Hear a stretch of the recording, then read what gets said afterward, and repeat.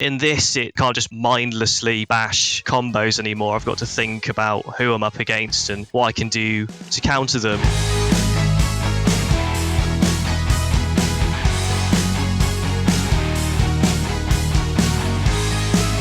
All right, let's do this! Hello and welcome to Rock, Paper, Shotgun and my favourite thing in ... This is where I, Colm Ahern, chat to one of the lovely RPS staffers about a spang new video game they've been playing and get them to tell me about their favourite thing in it. In some cases, they'll have to think long and hard about their choice because the game they've been playing mightn't be that great, while other better games will give them multiple things to pick. The wonderful Thorn has been playing the latest entry in Sega's melodramatic and ludicrous series Yakuza-Like a Dragon.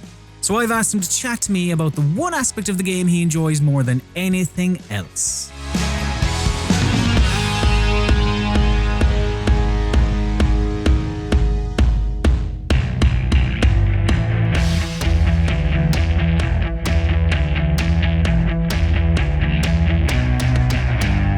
So Ed, what is your favourite thing in Yakuza-Like a Dragon? My favourite thing in Yakuza-Like a Dragon is the enemy variety, and by association, the RPG combat. So all of these weird characters that you come across, are they just different aesthetically or do they attack you in different ways? And also, it should be noted as well, everyone is attacking you in different ways in this Yakuza because it's not a button-mashing brawler anymore, Ed. No, so previous Yakuza games, very repetitive. You could fight bosses, you could fight enemies with just one or two combos. Whereas in this, it's turn-based, so you really have to sort of think about what moves you're using on enemies, but it's not sort of turn-based and time freezes. Your characters are kind of dynamically moving around, so you can choose to attack, and you might knock over an enemy with that attack, and it will switch to another one of your party members quite quickly.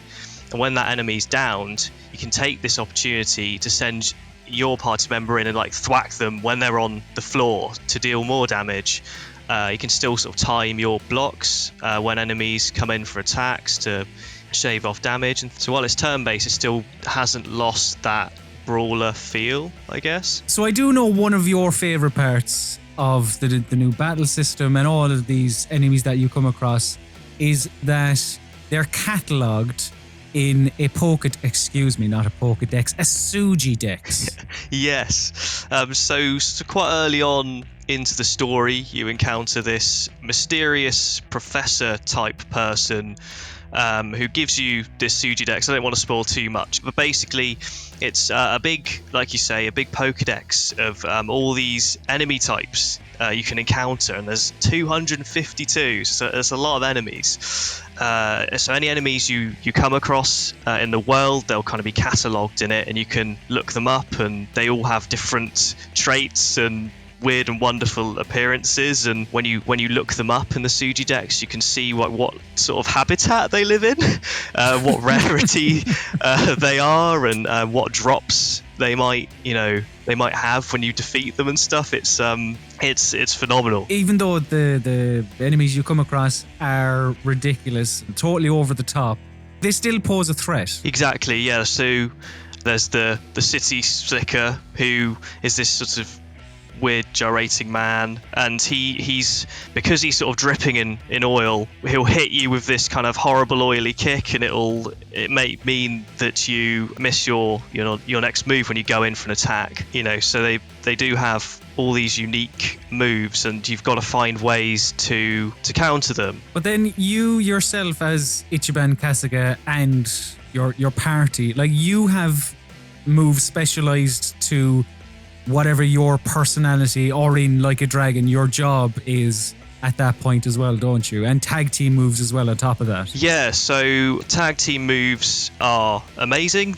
They depend on bonds you have with certain party members. So I've got a strong bond with Namba, who's one of my party members, and this grants us this tag team ability called the Essence of Mayhem. So I can choose to use that in battle, knowing that it's going to deal a ridiculous amount of damage. And I think it's quite cool that deepening bonds with these party members. It sort of encourages you to spend time with them and have chats with them, and your reward is these powerful moves, which you can't use all the time because they drain your MP or your mana, as you'd know from other RPGs. It's amazing how they've sort of translated these RPG skills into this real world setting. Using the term loosely. Yes, yeah. Overall, are you happier that Yakuza has taken this direction with the combat? Very much so. I think having played 0 through 6, I almost began to not dread the combat, but it became very run-of-the-mill for me. I'd sort of encounter bosses, or you'd encounter thugs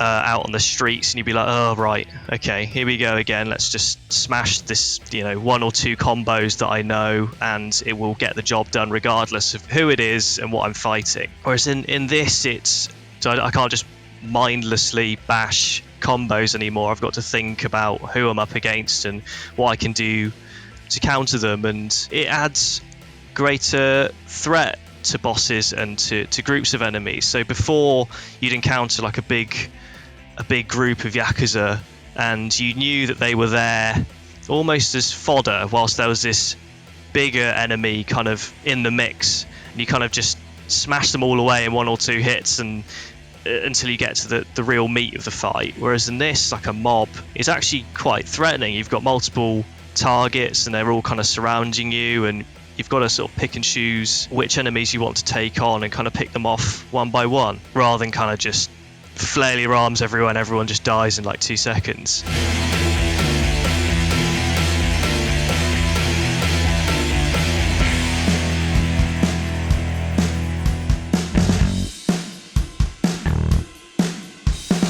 Thanks very much for chatting with me today, Ed. And if you, dear viewer, would like to check out Ed's full thoughts on Yakuza Like a Dragon, be sure to have a read of his written review of the game on rockpapershotgun.com. Thanks very much for watching, you absolute star. We hope to see you again soon as we learn more about people's favourite things in video games. And remember, for all of your PC gaming needs, keep it on rockpapershotgun.com.